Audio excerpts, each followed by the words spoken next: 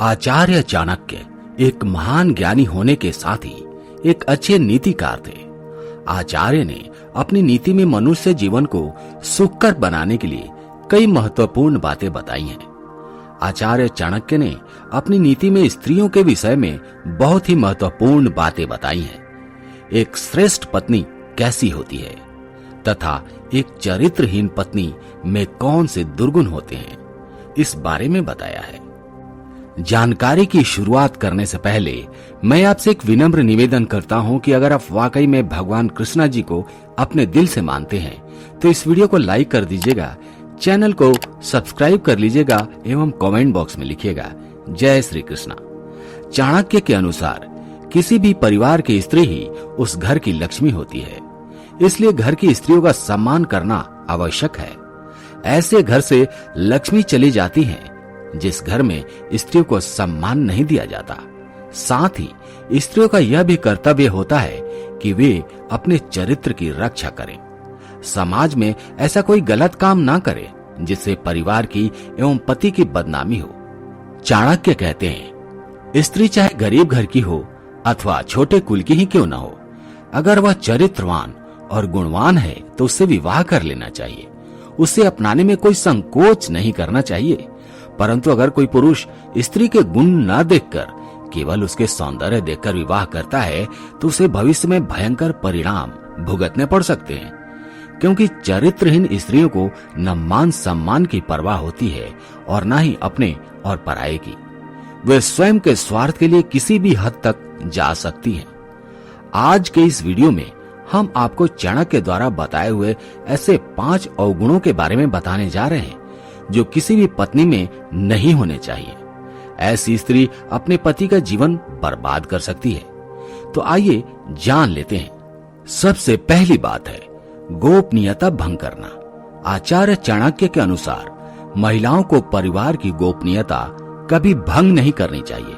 साथ ही अपने पति से जुड़ी निजी बातें कभी किसी अन्य व्यक्ति को नहीं बताने चाहिए। ऐसा करने पर दोनों के बीच मुश्किलें बढ़ सकती हैं और यह आदत उनके लिए बड़ी समस्या बन सकती है।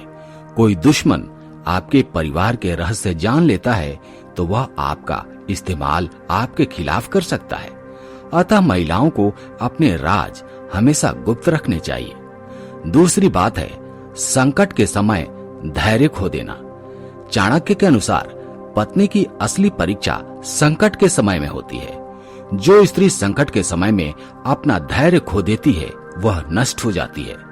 स्त्री को मुश्किल परिस्थिति में अपने पति का साथ कभी नहीं छोड़ना चाहिए, क्योंकि मुश्किल परिस्थिति थोड़े समय की होती है, परंतु एक बार विश्वास खो देने पर वह पुनः हासिल करना बहुत ही कठिन हो जाता है। अतः स्त्रियों को मुश्किल परिस्थिति में समझदारी से काम लेना चाहिए। तीसरी बात है क्रोध करना। क्रोध स्त्री के अन्य गुणों को नष्ट कर देता है। क्रोधी स्त्री के मन में दया का भाव नहीं रहता। वह क्रोध के आवेश में अपने परिवार को भी नष्ट कर सकती है। साथ ही बात बात पर क्रोध करने वाली स्त्री मानसिक रूप से तनाव में रहती है। वह अपने आसपास होने वाली अच्छी चीजों का आनंद नहीं उठा पाती है।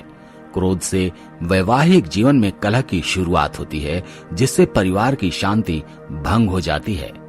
चौथी बात है झूठ बोलने की आदत।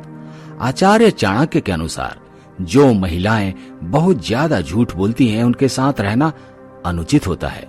ऐसी औरतें किसी भी समय धोखा दे सकती हैं। झूठ बोलने वाली महिलाएं कभी किसी के भले का विचार नहीं करती। स्वयं का स्वार्थ साधने के लिए वे किसी भी हद तक जा सकती हैं। पांचवी बात है संस्कार और मर्यादा का त्याग करना। स्त्री को किसी भी सूरत में अपनी मर्यादा और संस्कारों का त्याग नहीं करना चाहिए। एक घर में उसकी कई जिम्मेदारियां होती है, जैसे पत्नी के रूप में, माँ के रूप में, बहू आदि के रूप में। ये सभी जिम्मेदारियां तभी पूर्ण की जा सकती हैं जब संस्कार और मर्यादा का पालन किया जाए। ये स्त्री के ऐसे गुण हैं जिनकी वजह से वह सम्मान प्राप्त करती है। तो दोस्तों, ये थे वो 5 अवगुण जिनका त्याग स्त्रियों को कर ही देना चाहिए। तो आज का सवाल आपके लिए है, क्या आप बता सकते हैं कि गले पर सिंदूर क्यों लगाते हैं? आप इसका जवाब कमेंट सेक्शन में दीजिएगा। धन्यवाद।